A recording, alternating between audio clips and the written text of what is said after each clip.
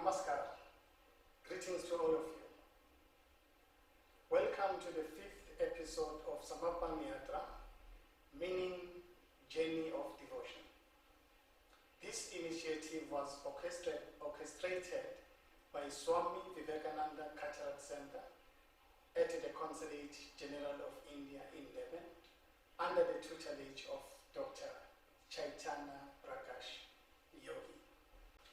Now allow me to welcome Dr. Chaitanya Prakash Yogi, Director at the Swami Vivekananda Cultural Center in Devon, Mr. Jerry Magjee, President of Kendra, Ms. Melissa Mrobo, radio presenter. She will be interviewing the President of Kendra today, Mr. Gujarati Gujarati Hindu Sanskruti Kendra was formed in 1993, and the founding fathers of the main aim of the institution founding fathers was to create a community center, was to unite the different sectors of the Gujarati community, and also to maintain and promote culture, religion, and language. Recently, in 2011, they have developed a community center through community fundraising, and also they have developed a retirement home for the community. The Kendra is a registered non-profit organization that was established in 1993 to serve the community. In 2001, Kendra completed its first major project of building a temple and 3 auditoria that accommodate 1,200, 700, and 300 people respectively. This Ekta Mandir and auditorio were graciously inaugurated by Pujya Shri Rameshbhai Oza from Gujarat and Pujya Swami Chidanand Saraswati from Rishikesh. The venue hosts over 100 weddings per year and is perfect for all of Kendra's religious, cultural, and social events.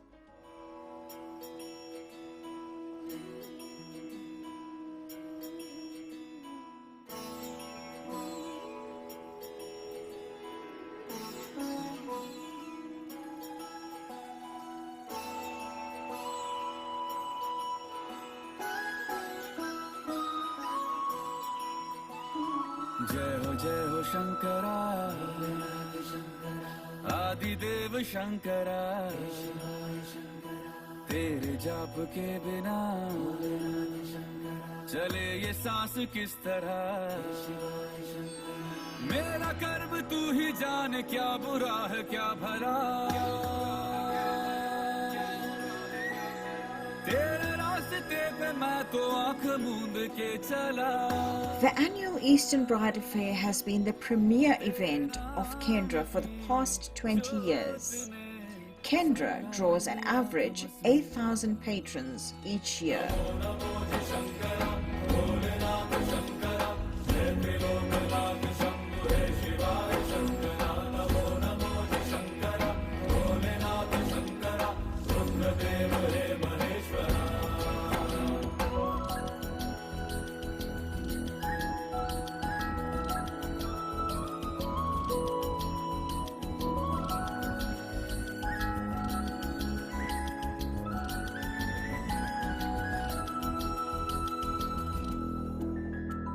सृष्टि के जन्म से भी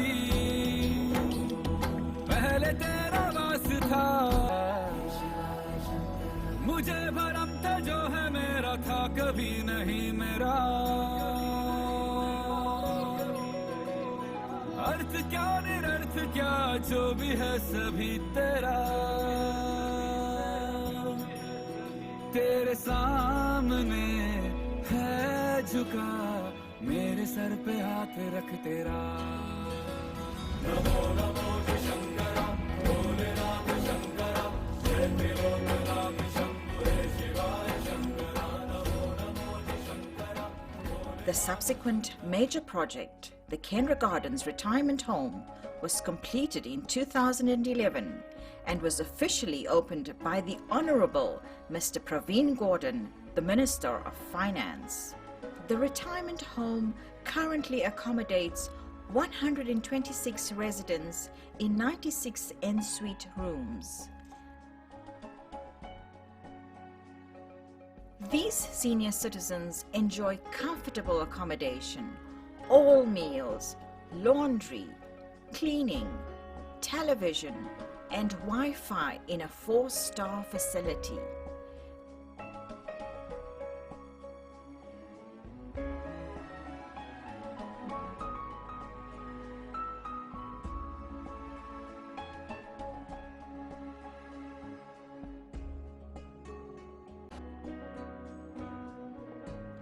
The Kendra employs a team of 40 staff.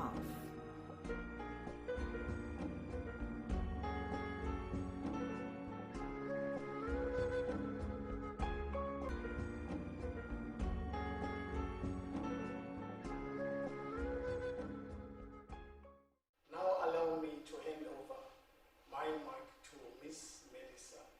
Over to you, Melissa. Thank you.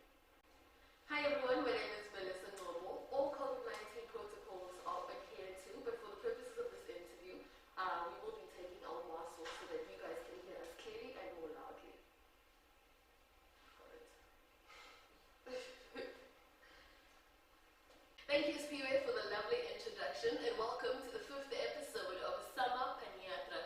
Today we are joined by the president of Gujarati Hindu Sanskruti Kendra, Mr. Magjee. Hi, Mr. Jerry, how are you? I'm very well, thank you. Very well, thanks. Good. Please can you tell us more about the Kendra, its history, its perspective, and just in general the vision for this? Yes, by all means. The Kendra was formed by 3 founder organizations. These were historical organizations. 2 of them were community organization and 1 of them being a religious organization. The community organizations were called the Gujarati Hindu Association and the Gujarati Hindu Samaj. The history is very important because that gives you some understanding as to why the Kendra was formed. So I'll dwell on that a little, if you don't mind, Melissa. Sure, no problem. When people migrated from India in the 1860s, a lot of them were indentured laborers, and the people that came, the Gujaratis that migrated from India were largely traders and merchants, and most of them came from the sub-states of Gujarat called Surat and Kathiawar. So if you came from Surat, you're basically what they call a Surti person. You come from that sector of India. And if you came from Kathiawar, then you're regarded as a Kathiawari person. And when people migrated, they migrated down, bringing together with them the castes that they originated from in India. I'll talk about the caste system a little later. And these caste systems created little communities, and these communities were largely based on the trade that they established here.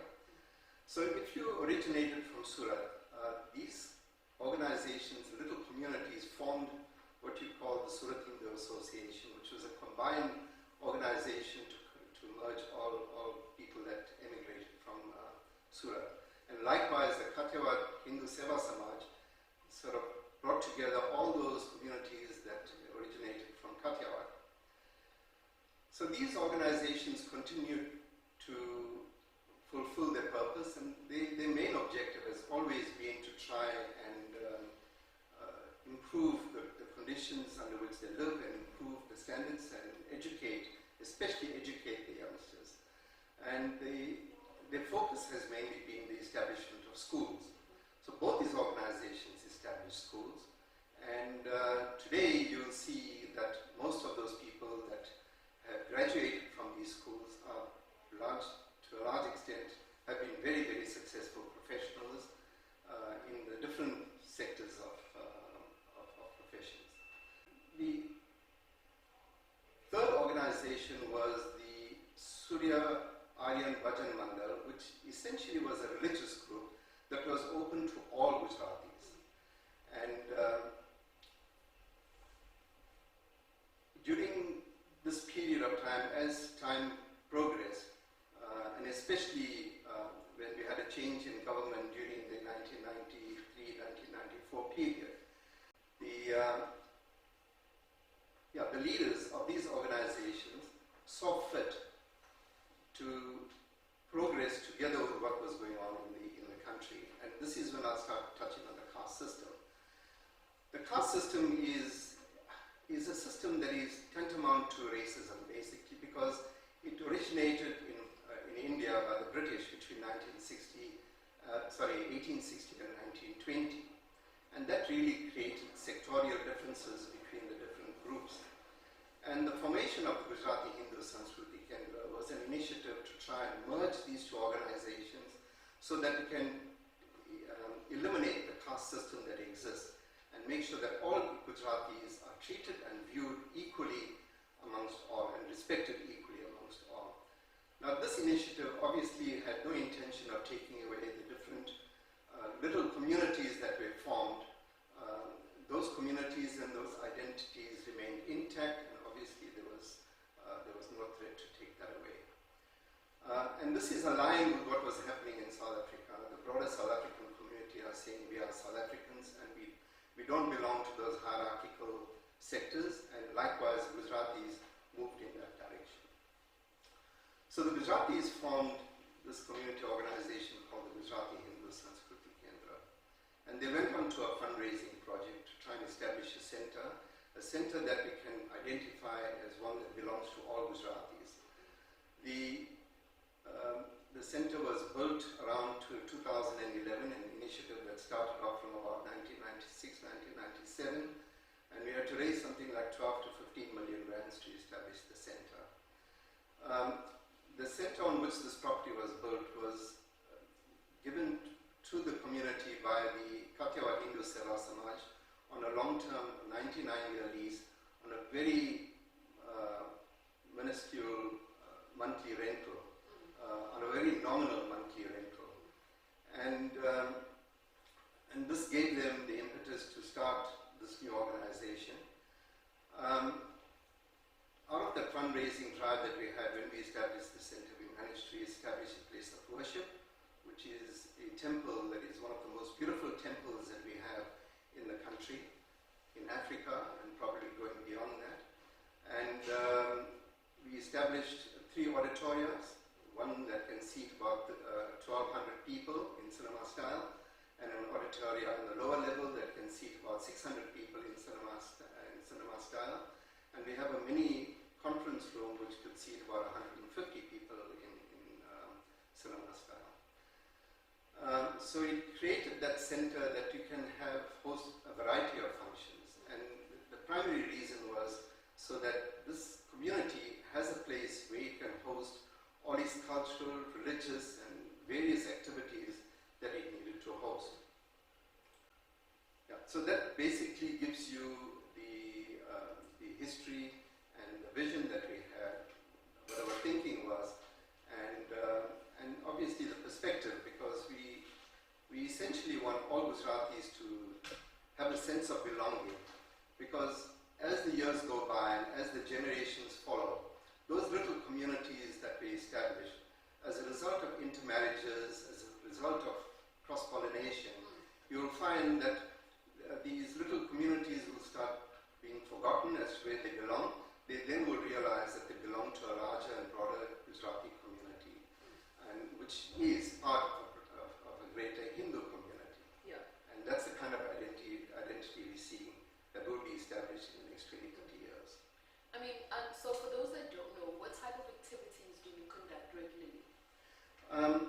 We have, our main activities, and that's the main purpose on which we formed the Gujarati Hindu Sanskruti Kendra, was to promote culture, religion, and the maintenance of the Gujarati language. And, in living in a Western environment, the last one is extremely difficult, and I think most cultures experience that. Yeah. And what we do is we host cultural activities. We have what we call the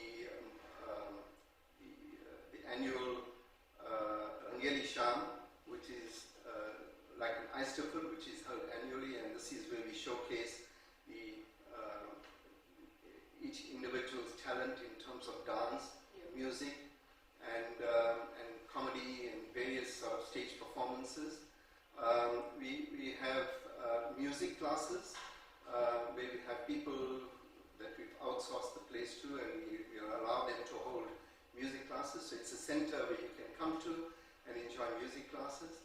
We have dance classes, which is big here.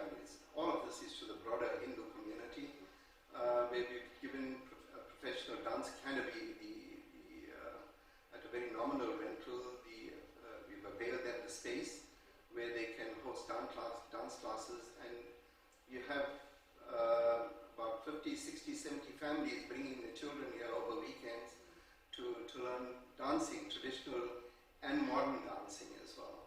And obviously we have Gujarati education classes where we want to maintain the language, and many of the people, we'd like to be bigger than we are at the moment, but many of them bring the children to try and learn Gujarati from a very young age. And that's basically a Gujarati school that we have here. Then we have religious events. We host approximately 30 religious events here. We observe all the generic events that most of them observe on the Hindu calendar. And you have crowds of people ranging from about 200, 300 to up to 1,000, 1,500 per night. Yeah. The place is packed. Then we also have other lifestyle classes. We have the Art of Living classes, where people, the Art of Living group come here and they host the evening classes. The Sai group come here and host their religious discourses in the evenings and so on.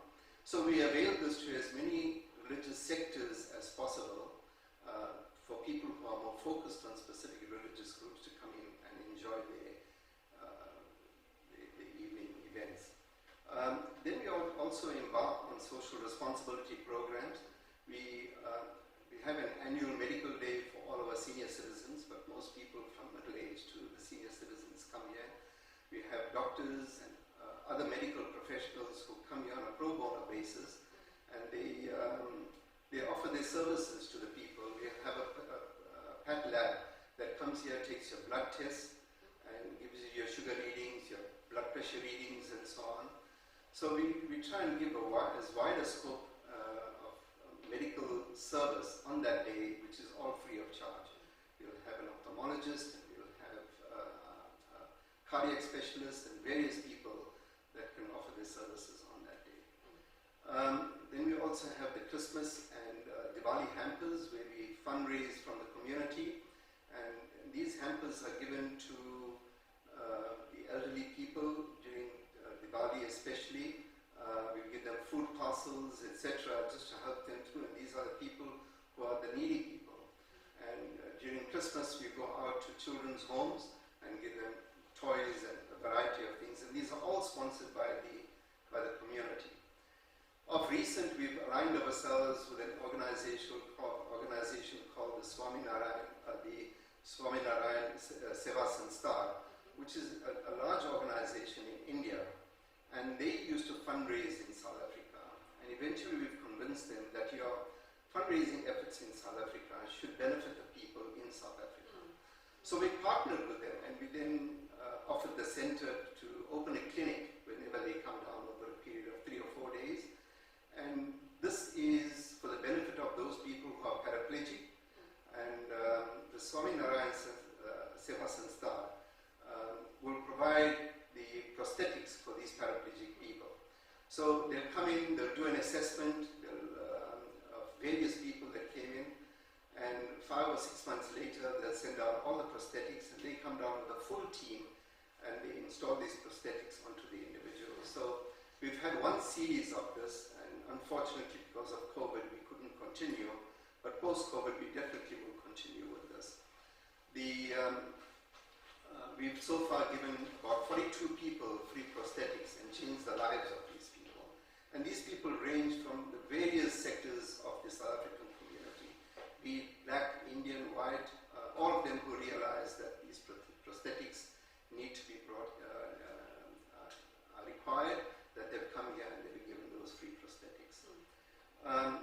Then we've got a business forum. A lot of these charities are done by businessmen who can afford this. And so there's a way in which we can give back to the businessmen. And we had a business forum where we create evening talk shows with various people, and we'll use our auditorium to do that, and we'll use outside venues. some very prominent speakers, some of them such as Alfred Ford from the Ford Motor Company. We had Tuli Madonsela, we had Praveen Gordon, we had Ferial Haffiji, we had Kumi Naidu, we had Moletsi Mbeki, who was Thabo Mbeki's brother, and we had Dr. Salim Karim. Now, these are some of the names. We had various other speakers, equally prominent, so I haven't mentioned them, but they are equally prominent speakers. And this gives back to the business community about what the business environment is, just to give them an idea of what the way forward should be and what their thinking is in terms of when they start doing their strategic planning and thinking. And then we have, obviously, the auditoria that we use, it needs to be funded for all the activities that we do. We use the auditoria, hire it to the members of the community, largely the Indian community, because it's got the backdrop of a place of worship, which is combined. So they use it for weddings. We host between 80 to 100 weddings per annum. And obviously these are exotic functions because the people that use this auditoria really spend on it. The upstairs will host something like 800 people in using round tables. The downstairs will host about 400 people, and the auxiliary annex conference room will host about 80 to 100 people. Apart from weddings and functions, we have other events over here where they have talks from various religious leaders that come from around the world. If it benefits the broader community, we will co-host with them. If we find that it will benefit a certain sector of the community or for a certain religious group, then we give it to them at a very discounted rate because it's obviously for community service. In addition to that, our oratorios are used for examination purposes. Various examining bodies, the colleges, the professional bodies and so on use this to host this as examination centers. It's a well-designed area, it's got adequate parking, etc. So those are the kind of things that our auditoria is used for. The other thing that the other aspect of our center, which we recently established, and the recent goes back to 2011, was the establishment of a retirement home. As the leaders of the organization, we saw a need where there are a lot of people, elderly people, as much as they cared for well at home, they are lonely. They don't have interaction with their family because the family members all go to work. And as a result, we found that establishing a retirement home might be a place where they'll be far more comfortable, their quality of life will be better, their interaction with other people will be far greater, and there could be programs that will make their life more interesting. And as a result, we established this retirement home with 75 rooms in the beginning, and over the last 3 years, we've built up a further 7 rooms per annum, and we increased that to about 96 rooms. And this created a home for approximately 115 to 120 people.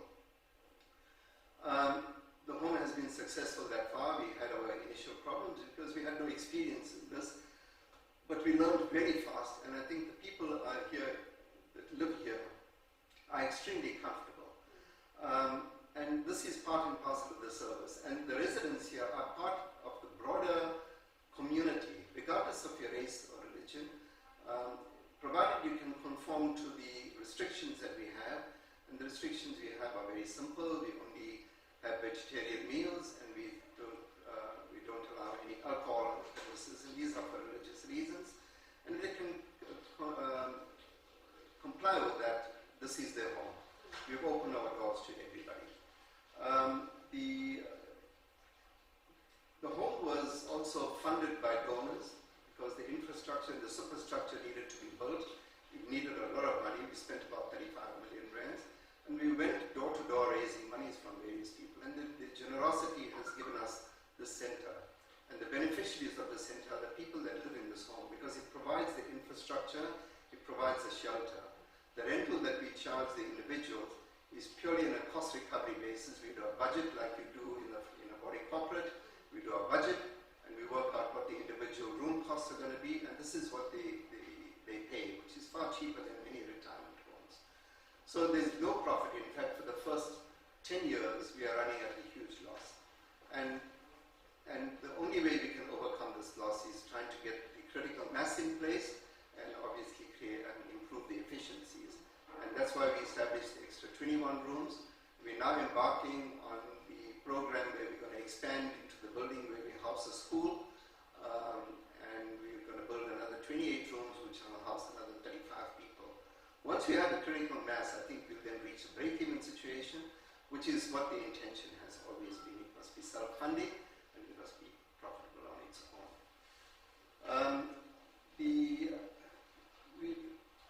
The shortfalls that we had also created another activity which has been in existence for the last 20 years, and that was the annual fundraising event, which we do over a weekend. And we used to host what was known as the Eastern Bridal Fair. Now, the Eastern Bridal Fair was a very prominent fair. You know, unlike most of the traders that come from India and have various fairs throughout the year, this was a very prominent fair. It was hoped that this fair will showcase all the, it's basically the theme is about weddings and all the services that are offered during weddings.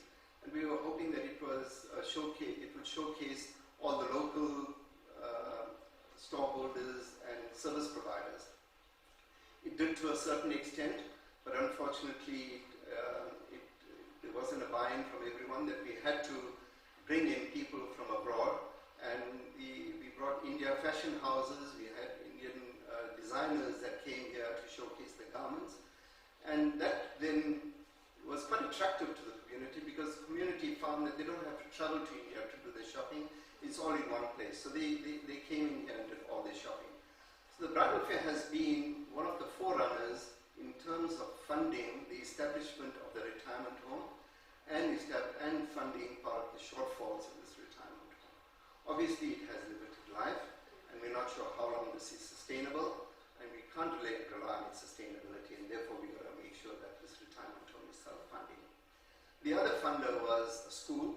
Part of our buildings that we have historically was a school. It's designed as a school.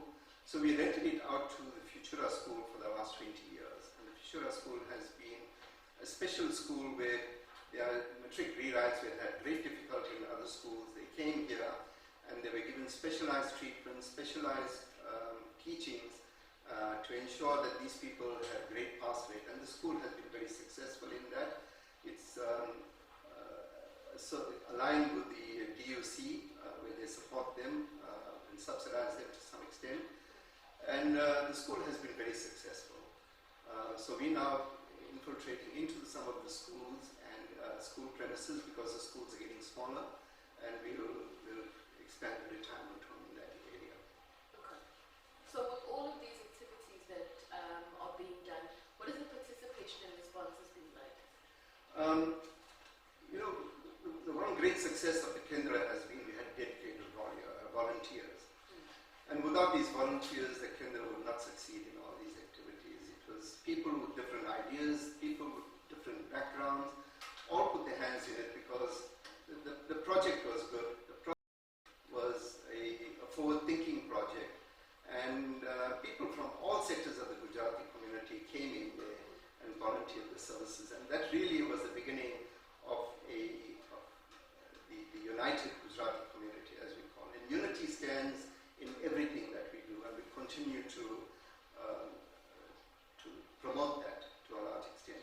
So that was one of our greatest successes. We have an organization structure that deals with the financial and management of the organization, and that's our greatest success, because we made sure that our organization has been extremely transparent. We make sure that the meetings are held timelessly, our public is informed on everything that happens. Anyone can walk in and inspect the books, and it's open to them. Then we have a division called the Community Services, and that's the broad description of community services, who deal with a variety of things that deals into things like culture, religion, education, and offering the various kinds of community services. We recently spent a fortune on trying to get a network in place over here, so that we can offer free data to our retirement home, and at the same time it enabled us to have a platform where we can reach approximately 2,100 people in any form of communication that we want. People pass away, they come here, they inform this organization, we broadcast it to 2,100 families. They don't have to phone everyone, and any form of communication is used on this platform.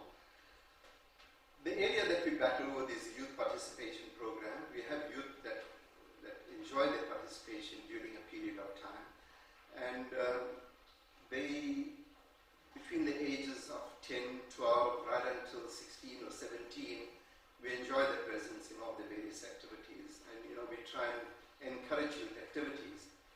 Unfortunately, this is short-lived, and we, like everyone else, we lose the youth that migrate out of here. But that has been successful so long as they are here and they last, and we're hoping that continues.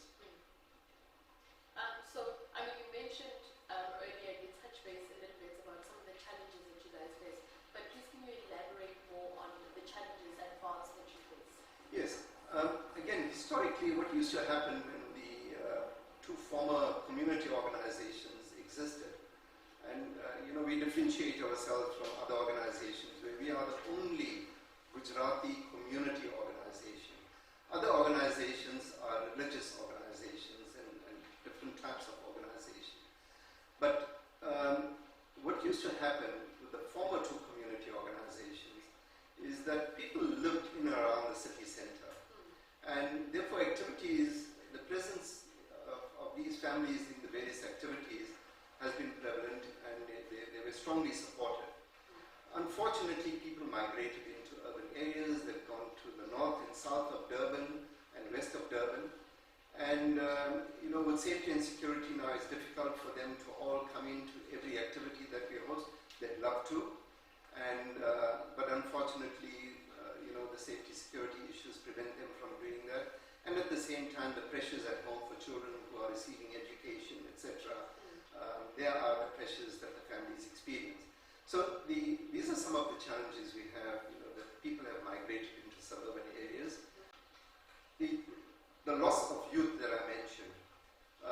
What's happened is once the youth qualify, they need to seek job opportunities and follow their career options.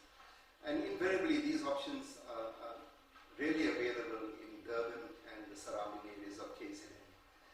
So they have to migrate. They migrate to either Gauteng or Western Cape or any other place in South Africa. Those are the main two regions that offer career opportunities. And or some of them emigrate. They go abroad. So those are some of the strong challenges. After the age of 18 or 20, you don't see these children here. Most of them have gone. We lose something like 70 to 80% of our children to other regions and internationally. The third challenge we obviously have is people emigrating from the country. People who don't have confidence for any reason whatsoever. They feel that they need to emigrate. They make choices and they emigrate either to other centers of the world, either to Europe, Australia, USA. And that's happening all over the world. People are migrating from one country to the other. So do we. But likewise, what we lose, we gain, because a lot of people that emigrate from places like India and other areas of the world who are coming to South Africa, we adopt those families and they form part of the community. So there's a bit of a balancing effect on that. And yes, those are some of the main challenges that we face. Yeah. And so lastly, for those that don't know, what are the prospects of Kendra's activities here in South Africa? I'm sure there is quite a few of them. Yes, the Kendra is mainly a Durban KZN, mainly Durban-based organization. We'd like to stretch, and I think we will. But I believe that I always refer to it as the retirement village. The children may go, but the families and the parents will stay here. So, and as they grow elder abroad, they eventually come back to Durban because this is their home and this is where they belong. So you'll have a more senior group population that will continue to support the Kendra. I believe the Kendra will continue to evolve, it will continue to grow, and have a community that represents it. So I have no doubt that there will be some continuity. It will at least be static in terms of numbers, but that's big enough for the organization to continue. Yeah. The other part is the greater opportunity is for to help with the upliftment of the broader South Africa. You know, a part of our social responsibility programs that we involved in need to grow, because we may be an Indian community that belongs to a Hindu society, but we coexist with the broader South African community in South Africa. And you know, the income gaps within the South African community is huge.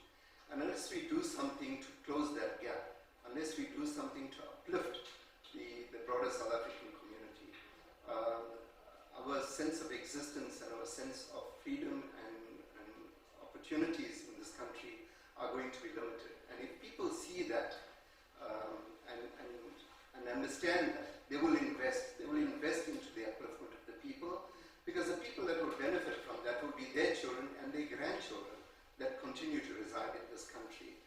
And it's all in the spirit of social cohesion and in the spirit of the existence of a better South Africa. So we're hoping that we can expand on that, and that's something we're going to approach the community on and help them understand that we mustn't be short-sighted. We've got to think long-term. We've got to think of investing in this country, and we've got to think of investing into the people of this country, so that we can close that gap and have a better community that we live amongst. We are a Gujarati organization. We may always remain a Gujarati organization unless the generations that follow may change that. But we will always be part of a broader Gujarati Hindu organization. We will always be part of a broader Indian community, and we will always be part of a broader South African community. And building alliances with these organizations, stronger alliances. Our doors are always open to everyone who wants to come to our temple and use our facilities. And building alliances with these people is something, and partnering with them is something that we will look at more and more in the future. And that's then to try and get some kind of cohesion amongst the people within the Indian and broader community. Yeah. The third opportunity, I mentioned that we've invested a lot of money into making sure that we can bring in some virtual participation. COVID's done that to a large extent, where meetings are held, religious events. All our religious events were held virtually, and everyone from the luxury of their homes could still participate and enjoy the religious events. Now, this kind of virtual reach has tremendous opportunity, because it will reach people outside of Durban, it will reach people in the rest of South Africa, it will reach people in Africa and the rest of the world. So we will build a stronger alliance on like organizations that will go into the rest of Africa and the rest of the world. And we will share platforms, we will share stages where people can then see what's happening on the international front on like type organizations. And that's where I believe we need to be heading. Sure. I mean, I've learned a lot today. There's such remarkable work that is being done. Thank you so much, Mr. Jerry Magjee, for joining us. I really appreciate it. We are done here. We've wrapped up. Now over to you, Skriven. Thank you, Melissa G, for such a wonderful interview. And also I'd like to thank Mr. Jerry Magjee. Thank you, sir, for your time. The interview was so much interesting and also very informative. Thank you very much, sir.